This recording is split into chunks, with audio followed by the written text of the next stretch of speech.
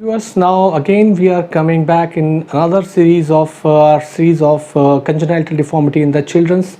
The parents are very much worried when they see something is abnormal in their child when the birth is taking place. So they feel that something is abnormal. So where to go, and the doctor as well is also feel that it is a difficult situation to make them understand.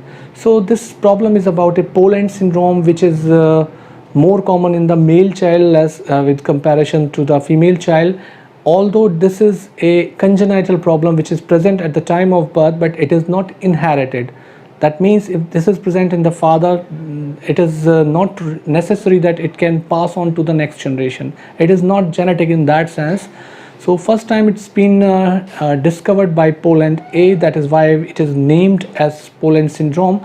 So what is the problem inside in this condition? So this is a vascular anomaly which is present in the body around 6 weeks of the gestation. So this area of the chest is not developed. Mostly this area, the muscles like the pectoralis muscles, various ribs are present in this area, various other chest wall deformity, it will be sunken inside. There will be problem in the shoulder joint movement, there could be deformities in the hands and wrists, there could be webbing in the fingers. So this is considered to be because of dysplasia in the subclavian artery.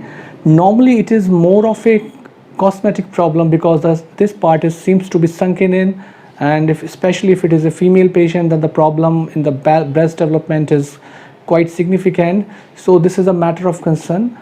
Is it treatable? Yes, it is treatable. It is treatable by the form of plastic surgery and various surgical procedures so that this part could be reconstituted.